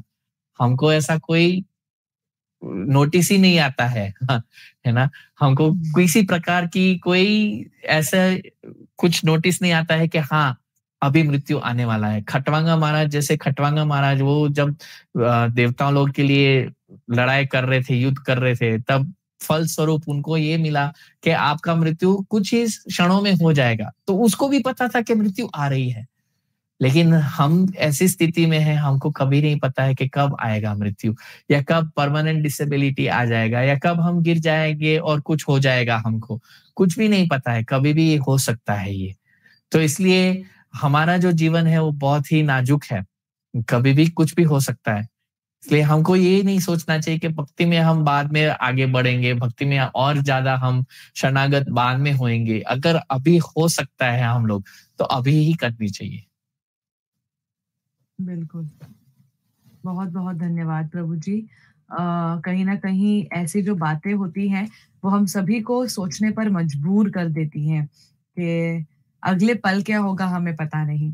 इसी कड़ी में दर्शकों हम आपको बताना चाहेंगे कि अभी Prabhu ji, are you aware of the plane crash in India? Yes, yes I M.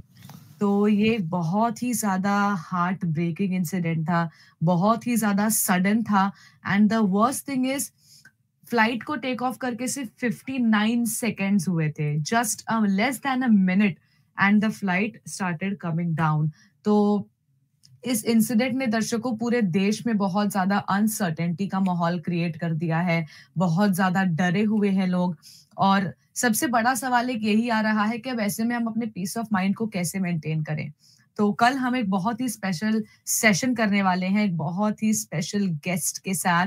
Can we have the banner please? कुछ समय में आपके पास बैनर आ जाएगा, आप उसका स्क्रीनशॉट लेकर के अपने स्टोरी, स्टेटस, व्हाट्सएप ग्रुप्स में डालिएगा। कल हम इस प्लेन क्रैश के बारे में बात करने वाले हैं, हम अपने मानसिक शांति के बारे में बात करने वाले हैं and none other than Renuka Goswami माता ji is going to join with us. उन्हें बहुत से लोग गुरु माँ करके संबोधित करते हैं। वो श्री पुंडरीक गोस्वामी महाराज की धर्म पत्नी है, अर्धांगिनी है और she is a very very profound person. आप इस बैनर पे देख सकते हैं कि वो कितनी ज्यादा क्वालिफाइड है, स्पिरिचुअली ऑल्सो, मटेरियली ऑल्सो। और इस विषय पर वो हमारे साथ बात करने वाली हैं। ये हमारा परम परम परम सौभाग्य है। मैं उम्मीद करती हूँ आप सभी इस सेशन के बारे में एकदम वाइल्ड फायर की तरह न्यूज फैलाएंगे और कल आप सभी हमारे साथ 8 बजे ज्वाइन करेंगे, क्योंकि कल एक बहुत इंपॉर्टेंट सेशन है। मैं दोबारा आप सभी को याद दिला दूं, आप जब हरे कृष्णा टीवी के लाइव सेशंस के साथ जुड़ते हैं तो you are not just hearing what the host and the guest are talking. एक समय के बाद आपको अवसर दिया जाता है कि अब आप गेस्ट से सवाल कीजिए। तो प्लीज आप इस गोल्डन अपॉर्चुनिटी को जाने मत दीजिएगा। रेणुका गोस्वामी जी से कल आप बात कीजिएगा और अपनी मेंटल स्टेबिलिटी, पीस या भगवान, प्लेन क्रैश, जिस बारे में आपको जो भी सवाल करना हो दिल खोल के कीजिएगा, क्योंकि ये सेशंस आपके लिए ऑर्गेनाइज होते हैं। Hoping to see you all. Prabhu ji, आप भी अगर आपको समय मिले तो ज्वाइन कीजिएगा, कल जरूर। हमारा बहुत अच्छा सेशन है। प्रभु जी, वहां पर और इंडिया में टाइम डिफरेंस कितना है? 2.5 घंटा का है, तो हम लोग 2.5 घंटा पीछे हैं। प्रभु जी, मुझे ये बताइए कि जब आप भारत आते हैं या जब आप कुछ समय भारत में बिता करके अपने बर्थ प्लेस ईस्ट अफ्रीका जाते हैं, तो सबसे बड़ा कल्चरल शॉक आपको कौन सा लगता है? सबसे बड़ा ये होता है पर्सनल स्पेस। तो इंडिया में पर्सनल स्पेस का जो परिभाषा है वो थोड़ा अलग है और यहाँ पे अलग है। यहाँ पे कोई 3 फीट पास भी करीब आता है तो लगता है कि पर्सनल स्पेस में आ गया, लेकिन भारत में तो 3 इंच में भी कोई आता है तो भी लगता है नहीं, अभी तक पर्सनल स्पेस में नहीं आया है। तो ऐसा पर्सनल स्पेस का थोड़ा है, मतलब ज्यादा, क्योंकि जनसंख्या बहुत ज्यादा है भारत में, तो ऑफ कोर्स वहाँ का जो डेफिनेशन, परिभाषा है जो पर्सनल स्पेस का, वो थोड़ा अलग है। और यहाँ पे जनसंख्या काफी ज्यादा कम है, भारत से। तो इसलिए थोड़ा ये लगता है कि हाँ, ये सबसे बड़ा चीज़ है। प्रभु जी, एक भारतीय होने के नाते born and brought up in India, मैं आपको कह सकती हूँ कि भारत में पर्सनल स्पेस जैसा कुछ है ही नहीं। There is exactly nothing yes. There is nothing known as personal space in this country. और चाहे आप इस देश में कहीं भी चले जाइए, इतना ज़्यादा भाईचारा, ब्रदरहुड, अपनापन है कि you don't have that cage around you. और इसके अलावा भी बहुत इंपॉर्टेंट पॉइंट प्रभु जी आपने बताया कि जहाँ पर आप हैं, वहाँ पर 3 फीट में भी कोई आ जाता है, तो थोड़ा-सा इंसान स्ट्रेंज या ऑकवर्ड हो जाता है। भारत में ऐसा कुछ नहीं है। अदर दैन दिस प्रभु जी। डाइट का भी होता है, वहाँ पे बहुत हुँ, ज़्यादा जीएमओ है, मतलब जो अन्न है वो सब मॉडिफाइड है। तो यहाँ पे हाँ, सब एटलीस्ट ऑर्गेनिक है, नेचुरल है, बहुत ज़्यादा तक लोग यहाँ पे जो खेती करते हैं, धरती बहुत अच्छा है, फर्टाइल है और जो फ हार्वेस्ट भी निकलता है वो बहुत अच्छा होता है, पौष्टिक होता है। तो ज़्यादा केमिकल का यूज़ नहीं है और ये सब पॉल्यूशन इतना नहीं है, एनवायरनमेंट बहुत क्लीन है, ओपन स्पेसेस ज़्यादा है, ग्रीनरी ज़्यादा है। तो ये डिफरेंस है वहाँ और यहाँ का। यहाँ के बिल्कुल। लोग भी बहुत मेहनती है, वहाँ पे भी बहुत मेहनती लोग हैं और दोनों जगह पे फ्रेंडली लोग बहुत हैं। इंडिया में भी, यहाँ पे भी। लेकिन हाँ, जब खाने का बात आता है तो यहाँ डेफ़िनेटली एक प्लस पॉइंट है कि इतना ज़्यादा केमिकल नहीं है हमारे खाने में। बिल्कुल, बिल्कुल। और प्रभु जी, इंडिया भी बहुत ज़्यादा पॉपुलेटेड कंट्री है। I think we are the second और the third largest populated country in the world. तो ये जिस भी अडल्टरेशन, जिस मिलावट की आप बात कर रहे हैं, ये एक कटु सत्य है हमारे देश को लेकर के। अच्छा प्रभु जी, भारत को और अपने देश केन्या, नैरोबी को छोड़ करके और एक कौन-सा दो देश है जो आपको अपनी ओर बहुत ज़्यादा आकर्षित करता है? अ, मैं बहुत ज़्यादा घुमा हूँ, यूके गया हूँ, साउथ अफ्रीका गया हूँ और अभी रिसेंटली मैं मलेशिया, इंडोनेशिया गया हूँ और पनामा भी गया हूँ। तो आज से कि ये 2 देश के अलावा दूसरे देशों में इतना मन नहीं लगता है। इंडिया लगता है कि हमारा घर ही है, धाम है, वहाँ पे इतने सारे भक्त हैं, इस्कॉन है। तो और इसके अलावा जहाँ पे भी इस्कॉन है, वो सच में घर लगता है। मलेशिया भी गए, उधर का भाषा अलग है, खाना अलग है, लेकिन भक्तों के साथ अगर हम होते हैं, तो घर ही लगता है। ये एक चीज़ शिला प्रभुपाद ने बहुत बड़ा किया है कि जो भी इस्कॉन का सदस्य है, कहीं पे भी वो जाके रह सकता है। कोई भी देश में जा के रह सकता है, चाहे वो भाषा जाने, ना जाने। क्योंकि अगर इस्कॉन का मंदिर है, अगर इस्कॉन के भक्त हैं वो देश में, तो वो घर पे ही है। हम सब बिल्कुल। अलग-अलग जगहों से, अलग-अलग परिवारों से, अलग-अलग कल्चर से सब आते हैं, लेकिन क्योंकि हमारा सब एक कॉमन बैकग्राउंड है, एक इस्कॉन का बैकग्राउंड है, एक भक्ति का बैकग्राउंड है, एक शिला प्रभुपाद का बैकग्राउंड है, तो इसलिए फिर वो सब नहीं आता है कि हाँ, ये मेरा देश नहीं है, ये मेरे लोग नहीं हैं। हमारे पास यहाँ पे अभी नायरोबी में भी 2 रशियन भक्त हैं। वो जानते नहीं है, इंग्लिश नहीं जानते हैं, ना तो वो हिंदी, गुजराती जानते हैं, लेकिन यहाँ पे भी वो रहते हैं, तो घर लगता है क्योंकि शिला प्रभुपाद ने एक घर बना के दिया है सब लोग को। हर एक शहर में, हर एक देश में शिला प्रभुपाद ने एक इस्कॉन बनाया है, तो वो हर एक भक्त के लिए वो घर बन जाता है। चाहे वो कहीं पे भी, कहीं से भी आए, कहीं से भी कोई भी बैकग्राउंड से, कोई भी परिवार से, कोई उसमें ये मायने नहीं रखता है क्योंकि भक्त है तो घर है। तो इसलिए मेरे लिए कोई एक पर्टिकुलर ऐसा देश नहीं है, जहाँ पे भी इस्कॉन का मंदिर है वो घर लगता है। बिल्कुल। इतनी अच्छी बात कही प्रभु जी आपने, हर भक्त के दिल की बात कही आपने कि शिला प्रभुपाद के चलते आज पूरा विश्व एक परिवार सा हो गया है। मतलब आप इस दुनिया में कहीं भी रह सकते हैं, absolutely anywhere in the globe. And अगर आपकी नज़र किसी व्यक्ति पे पड़ती है जिसने ऐसे कंठी माला पहनी है या जिसने ऐसा तिलक लगाया है, तो यू फील सो ईज़, मतलब आपको इतना ज़्यादा राहत महसूस होती है। और जैसा प्रभु जी ने बताया कि भक्तों के जो नियम हैं, प्याज लहसुन नहीं खाते, कांदा लहसुन नहीं खाते, चाय कॉफी का सेवन नहीं करते और दारू शराब ये सब नहीं करते। तो जभी भी आपको ऐसा कोई सेंटर दिखता है तो आप नेचुरली एट होम फील करते हैं, क्योंकि वहाँ के भी लोगों का लाइफ़स्टाइल बिल्कुल ऐसा है। तो प्रभु जी आपने हम सभी के दिल की बात कही। Let us all take a moment to thank Srila Prabhupada, जिनकी वजह से आज हम सभी एक दूसरे से इतने कंफर्टेबल होके बात कर सकते हैं। We have so much in common and so much differences. Thank you so much प्रभु जी for bringing this to light again. प्रभु जी कृष्णा कॉन्शियसनेस में, भक्ति में, which is the one thing that you like the most? वो कौन सी एक चीज है जो आप सबसे ज्यादा पसंद करते हैं? मुझे ये कहना पड़ेगा कि वो है हमारा सिद्धांत, फिलॉसफी जो है वो सबसे उत्तम फिलॉसफी है। और अगर कोई इस पे ध्यान से पढ़े, जैसे शिला प्रभुपाद के तात्पर्य है अपने ग्रंथों में, अगर वो कोई ध्यान से पढ़े और समझने की कोशिश करे, तो बहुत सारा चीज जो हो रहा है जीवन में, दुनिया में हो रहा है, वो बहुत सारा चीज हमको समझ में आता है, क्योंकि हमारे ग्रंथों में सारे प्रश्नों का उत्तर है। ऐसा ऐसा कोई भी प्रश्न नहीं होगा जिसका उत्तर नहीं है वहां पे। तो अगर, क्योंकि अभी लोगों को ज्यादा, क्योंकि स्मार्टफोन आ गए हैं, तो पढ़ना कम हो गया है, बहुत ज्यादा कम हो गया है पढ़ना। आप तो अच्छे हो कि आप तो पूरा सुबह से लेके रात तक पढ़ते रहते हो, लेकिन मुझे नहीं लगता आप जैसे लोग बहुत है।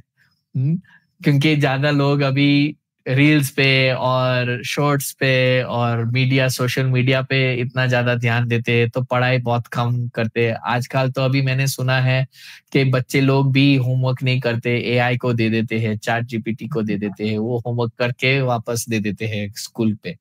तो मतलब फिर ये जब ऐसे सब घटनाएं होती है हमारे जीवन में, तो फिर ये सब सवाल उठते हैं कि क्यों हुआ, कैसे हुआ, और इसको समझने में, इसको स्वीकार करने में बहुत ज्यादा अनकंफर्टेबल लगते हैं लोग। लेकिन अगर हम, हमारे जो ग्रंथ है, श्रील प्रभुपाद ने जो तात्पर्य दिए हैं, जो समझाया है अच्छे से, अगर वो हम कुछ समय निकाल के उसको पढ़ते हैं, समझते हैं, चर्चा करते हैं अन्य भक्तों के साथ, तो बहुत सारा चीज, ये मेंटल जो स्टेबिलिटी आता है, पीस ऑफ माइंड आता है, वो अपने आप आ जाता है। तो ये इस पे ज्यादा ध्यान देना है। मुझे ये सबसे अच्छा लगता है। ऑफ कोर्स भक्ति में बहुत सारे विषय है और बहुत सारे एरियाज है जहाँ पे बहुत मजा आता है, लेकिन आपने कहा कि सबसे ज्यादा कहाँ से ये आता है, तो वो है सिद्धांत, हमारा फिलॉसफी जो है उससे। बिल्कुल। बहुत-बहुत धन्यवाद प्रभु जी। आप इस अपने सेशन के माध्यम से हम सभी को उन ब्लेसिंग्स के बारे में याद दिला रहे हैं, जो कहीं न कहीं हमें पता है पर हम भूल गए हैं। जैसा आपने श्रील प्रभुपाद के बारे में बताया, आपने स्मार्टफ़ोन कितना डिस्ट्रक्टिव है उसके बारे में बताया, और अभी आप बता रहे हैं कि भक्ति में सबसे अच्छा सिद्धांत है, क्योंकि कहीं न कहीं जब आप प्रभुपाद जी की किताबों को, उनके कमेंट्रीज़ को ध्यान से मन लगा के पढ़ते हैं, तो आपको ऐसा लगता है कि आपके जीवन के सारे डॉट्स कनेक्ट हो रहे हैं। Everything just starts making sense. और कहीं न कहीं यही एक कारण है दर्शकों कि चाहे व्यक्ति डॉक्टर हो, सीए हो, इंजीनियर हो, लॉयर हो, नासा का एस्ट्रोनॉट हो, कुछ भी हो, प्रभुपाद जी की फिलॉसफी हर किसी को कन्विंस कर देती है। तो प्रभु जी, आपका बहुत-बहुत धन्यवाद। मेरे सारे प्रश्नों को इतने पेशेंटली आंसर करने के लिए, मुझे इतना कॉन्स्टेंटली फॉर 1 आवर टॉलरेट करने के लिए, थैंक यू सो मच। अभी हम दर्शकों के कुछ प्रश्न लेंगे प्रभु जी। तो सबसे पहला प्रश्न आ रहा है गौरव कुमार जी की तरफ से। हरे कृष्णा, दंडवत प्रणाम। I want to know how bhaktas tackle extremists from different religion while preaching in African countries. तो I'll just translate this प्रभु जी। गौरव जी प्रभु जी से पूछ रहे हैं कि जब अफ्रीकन देशों में भक्त सनातन धर्म का प्रचार करते हैं, तो जब अन्य धर्मों से विरोध आता है, तो आप उसमें अपने आप को कैसे मैनेज करते हैं? एक चीज मैं कहना चाहूंगा कि केन्या जो है वो दूसरे देशों अफ्रीका से थोड़ा अलग है। पर्टिकुलरली नॉर्थ अफ्रीका में बहुत ज्यादा एक्सट्रीमिस्ट है, तो वहां पे भक्त लोग भी इतना प्रचार नहीं कर पा रहे, क्योंकि नॉर्थ अफ्रीकन कंट्रीज जो है वो सब इस्लामिक कंट्रीज है और वहां पे ज्यादा एक्सट्रीमिस्ट भी है। इस्लाम तो ठीक है, लेकिन एक्सट्रीमिस्ट ज्यादा है वहां पे नॉर्थ अफ्रीका में। लेकिन केन्या में जो लोग हैं वो बहुत ही अच्छे लोग हैं। इनफैक्ट पूरे अफ्रीका में अगर हम लोगों को देखें तो केन्या का टॉप नंबर में आता है इन टर्म्स ऑफ कि कितने वो लोग ओपन माइंडेड है, फ्रेंडली है, इंक्विजिटिव है। तो चाहे क्रिश्चियन बैकग्राउंड भी हो वो लोग का, तो इतना एक्सट्रीमिस्ट नहीं है कि नहीं सिर्फ जीसस क्राइस्ट, हम दूसरे के बारे में नहीं सुनेंगे, हम मौका भी नहीं देंगे आप लोग को कुछ बोलने के लिए। आप मानेंगे नहीं, लेकिन यहाँ पे आप धोती कुर्ता पहन के एयरपोर्ट पे आ सकते हो, पुलिस स्टेशन जा सकते हो, बीच रास्ते में घूम सकते हो, और लोगों को पता है कि ये एक भगवान का व्यक्ति है, भगवान का आदमी है। इससे रिस्पेक्ट भी करते हैं केनियन लोग। तो केनिया है वो बहुत ही अच्छी जगह है, क्योंकि बहुत सारे यंग लोग जो है वो सब ओपन माइंडेड रहते हैं और फिलोसॉफी को अंडरस्टैंड करने के लिए वो ओपन रहते हैं, इसलिए हम प्रचार भी कर सकते हैं। ऐसे क्लोज माइंडेड नहीं है वो लोग। और एक्सट्रीमिस्ट के बारे में जब आते हैं तो एक्सट्रीमिस्ट बहुत कम है यहाँ पे। कोई अगर हम प्रचार भी करते हैं, जैसे ग्रंथ वितरण कर रहे हैं और कोई आता है, तो उसके सामने जो नॉन एक्सट्रीमिस्ट है वो उसको चुप करा देते हैं, हमको कुछ ज्यादा मेहनत नहीं करना पड़ता है। वो लोग आते हैं, बोलते हैं ये लोग को क्यों आप परेशान कर रहे हो, चले जाओ यहाँ से। तो ऐसे इसलिए केन्या के जो लोग हैं वो बहुत ज्यादा फ्रेंडली है, बहुत ज्यादा ओपन माइंडेड है और रिसेप्टिव भी है। तो पोटेंशियल बहुत है कि केन्या के लोग भी भक्ति को अपनाने के लिए। जी, गौरव कुमार जी, बहुत अच्छा क्वेश्चन था आपका, लेकिन प्रभु जी ने आपको बताया कि जैसे जहाँ भक्त अच्छे से हैं, वहां पर भगवान भी बहुत सारे अरेंजमेंट्स करते हैं। Thank you so much for your question. Next question.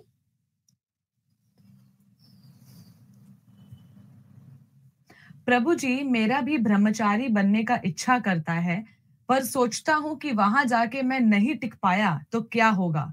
Please guide. आपकी लाइफ जर्नी बहुत अच्छी लगी। थैंक यू आपका प्रश्न के लिए।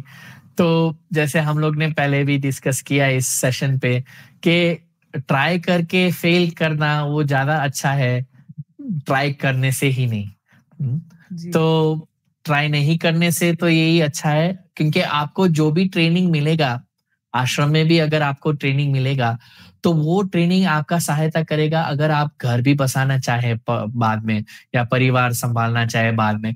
तो वो जो ट्रेनिंग आपको आश्रम में मिलेगा वो आपको डेफिनेटली आपके काम आएगा आपके गृहस्थ जीवन में भी। तो ये नहीं सोचना है कि टिक नहीं पाया, तो ये सोचना है कि बस एक दिन के लिए जाना है या एक वीक के लिए जाना है या 6 महीने के लिए जाना है, उसके बाद देखेंगे। हमारा एक्सपीरियंस है यूजुअली जो भक्त लोग आते हैं कि हाँ मुझे बस 1 वीक रहना है मंदिर में, तो वो 1 वीक कब 1 साल बन जाता है, कब 10 साल बन जाता है, वो लोग फिर पता नहीं चलता है। बहुत सारे भक्त, आई एम श्योर माता जी को पता है, बहुत सारे भक्त का ये एक्सपीरियंस है कि बोलेंगे कि नहीं हम कुछ समय के लिए जाएंगे और फिर बाद में कहीं सालों के लिए रह जाते हैं। तो अगर आपका इच्छा है तो इच्छा को हमको मना नहीं करना चाहिए, डेफिनेटली एक एक्सप्रेशन देना चाहिए वो इच्छा को। और आपके एरिया में जो भी मंदिर है, वहां पे जो भी भक्त लोग हैं, ये डिपार्टमेंट देख रहे हैं, उनसे बातचीत कीजिए और उनसे प्रेरणा लीजिए और कमिटमेंट दीजिए 6 महीने का या 1 साल का, और फिर देख लो। और इतना ज्यादा नहीं देना है तो 1 महीने का कमिटमेंट दे दीजिए। जो भी है 1 वीक का भी आपको वो फायदा होगा, कोई नुकसान नहीं है इसमें। बिल्कुल। बहुत-बहुत धन्यवाद प्रभु जी। वापस मुझे कुछ याद आ रहा है। कहीं पढ़ा था one day at a time. तो ये हमारे जीवन में बहुत ज़्यादा हमें हेल्प करता है। आप गोल सेटिंग प्रोग्राम्स भी जाएँगे professionally, so they don't talk about long term goals in the first sessions. वो आपको छोटे-छोटे गोल्स सिखाते हैं। वो आपको बोलेंगे आप आज का एजेंडा बताइए और केवल आज के एजेंडे पर फोकस कीजिए। तो same goes for all of us. हम सभी को अपने आप को याद दिलाना चाहिए one day at a time. क्योंकि चाणक्य पंडित भी ये कहते हैं, चाणक्य पंडित कहते हैं अगर आपको इस भौतिक जगत में खुश रहना है और इंद्रिय तृप्ति में लुप्त रहना है और ज्यादा करना है, तो ये सोचना चाहिए कि हमारा मृत्यु कभी नहीं आएगा, तो आप अच्छे से एंजॉय कर पाएंगे। लेकिन अगर आपको आध्यात्मिक प्रगति करनी है तो ये सोचना चाहिए कि मृत्यु अगले क्षण आ जाएगा। तो आप तो माता जी डे बाय डे का बात कर रहे हैं, लेकिन चाणक्य पंडित बोले कि आपको मोमेंट बाय मोमेंट जीना चाहिए। हम्म, वैसे भी आप देखेंगे सारे भक्त लोग का जीवन तो मोस्टली डे बाय डे ही होता है, क्योंकि जैसे हम लोग ने डिस्कस किया है, कभी भी कुछ भी हो सकता है। तो आज का दिन है, आज का दिन हमको अच्छे से भगवान के शरण में जाके भगवान का नाम लेके भगवान की सेवा में अर्पण करना चाहिए। कल का दिन भगवान जानते हैं क्या होगा, लेकिन आज हमको मिला है, आज हमको अच्छे से करना चाहिए। बिल्कुल, बिल्कुल, बिल्कुल। थैंक यू सो मच प्रभु जी। Next question.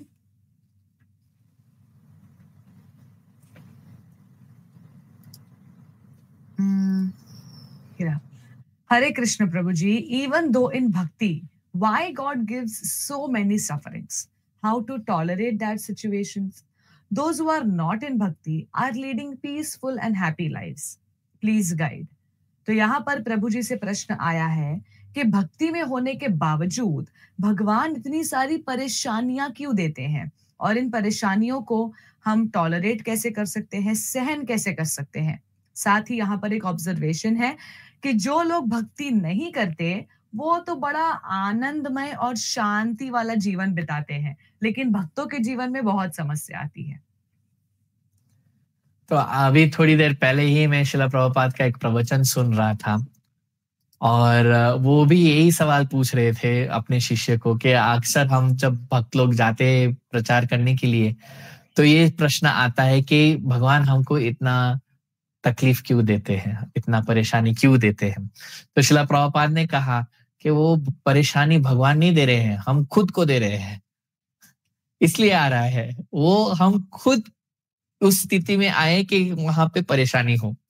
जैसे हमारे आचार्य कहते हैं, अगर कोई कोयला के माइन में, कोल माइन में जाता है, तो अगर वो सफेद शर्ट पहन के जाता है तो वो ये नहीं एक्सपेक्ट कर सकता है ना कि मैं उधर जाऊंगा तो मेरा शर्ट गंदा नहीं होगा, वो काला होगा ही होगा, क्योंकि ऐसे जगह में गए हैं।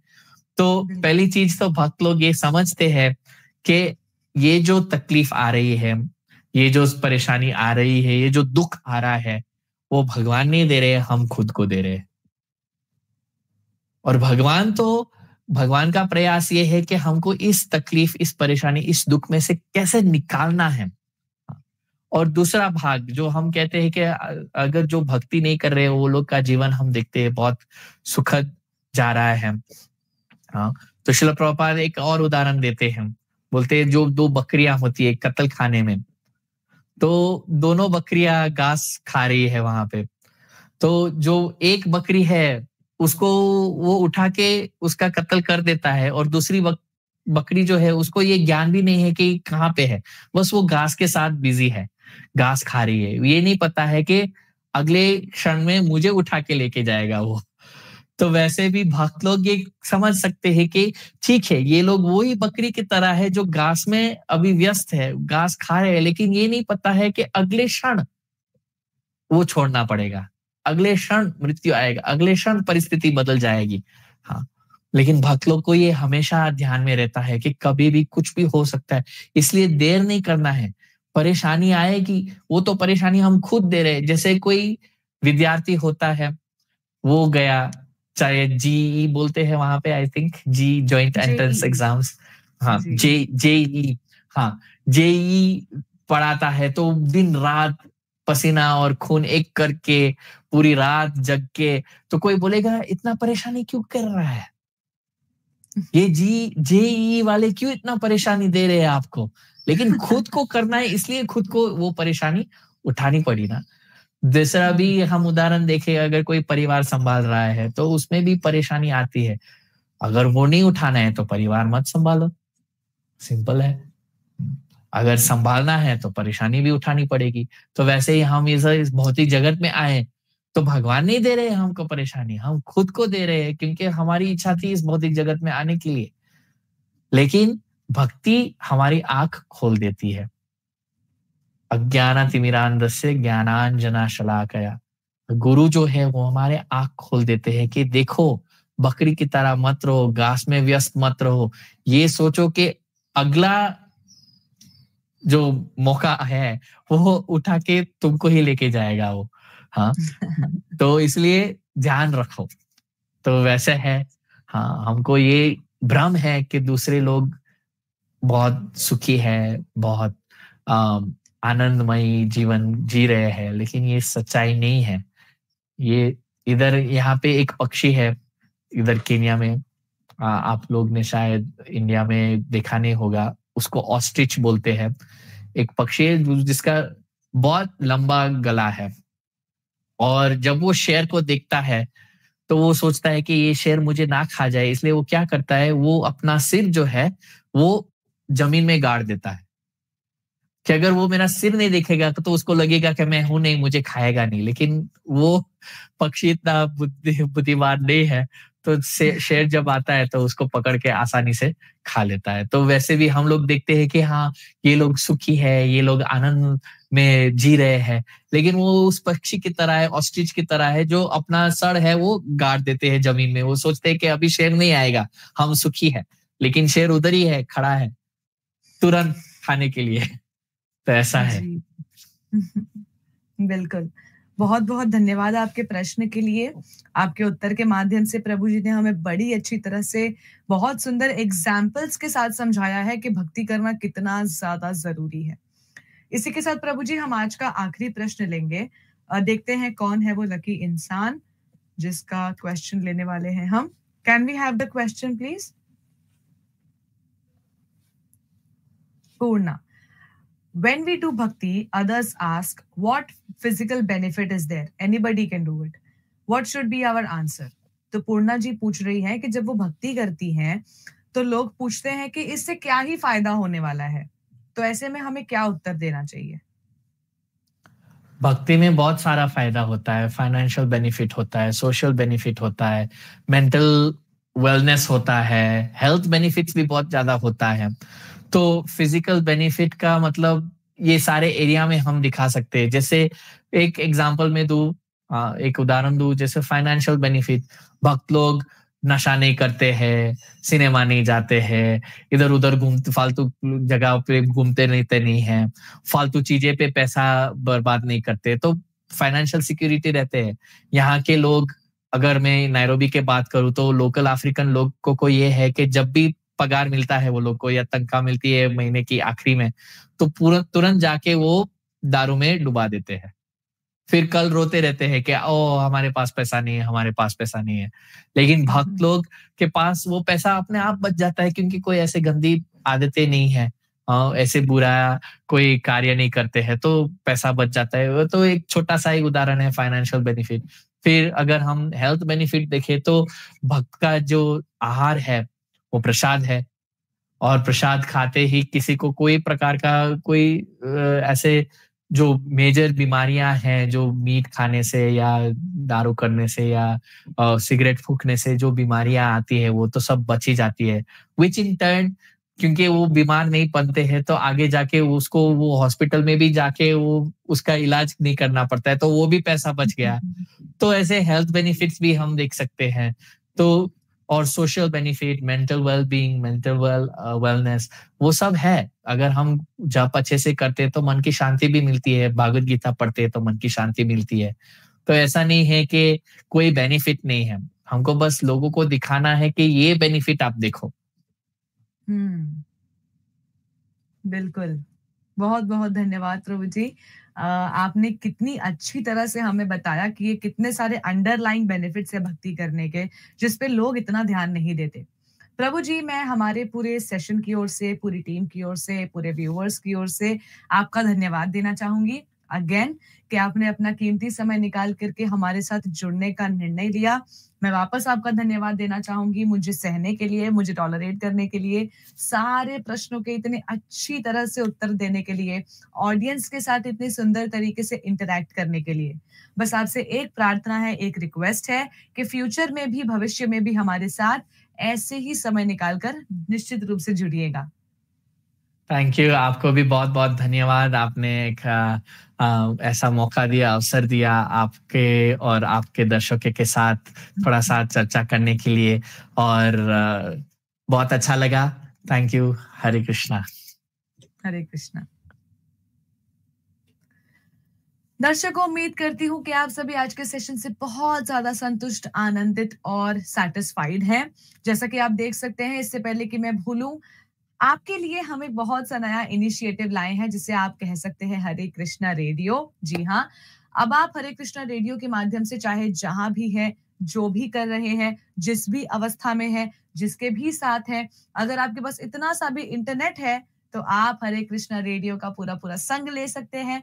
हरे कृष्णा रेडियो के माध्यम से आपको भगवान के सुंदर-सुंदर भजन सुनने को मिलेंगे, अच्छी-अच्छी कविताएँ सुनने को मिलेंगी और आपको मैं ये बता दूँ कि इसमें एक लाइव आरजे भी होगा, कभी-कभी आपको मेरी भी आवाज़ सुनने को मिलेगी। बहुत ज़्यादा एक्साइटिंग और इंटरेस्टिंग है, प्लीज़ आप इसका लाभ उठाइए। अधिक से अधिक लोगों को बताइए हरे कृष्णा रेडियो के बारे में। वापस आते हैं आज के सेशन पे, उम्मीद करती हूँ आपको श्री गौरांग प्रभु जी से बहुत सारी सुंदर-सुंदर बातें सीखने को मिली होंगी। कैसे प्रभु जी का जो अप्रोच टुवर्ड्स लाइफ है, वो कितना ज़्यादा सरेंडर्ड है, कितना ज़्यादा पॉजिटिव है और वो कितने ज़्यादा ओपन माइंडेड है। मैं उम्मीद करती हूँ कि आप सभी इस सेशन को दोबारा देखेंगे, अधिक से अधिक लोगों तक पहुँचाएँगे, कमेंट्स में हमारे साथ सेफली कम्युनिकेट करेंगे और कल के सेशन के लिए समय निकाल करके निश्चित रूप से जुड़ेंगे। आप सभी का बहुत-बहुत धन्यवाद। बने रहिए हरे कृष्णा टीवी के साथ।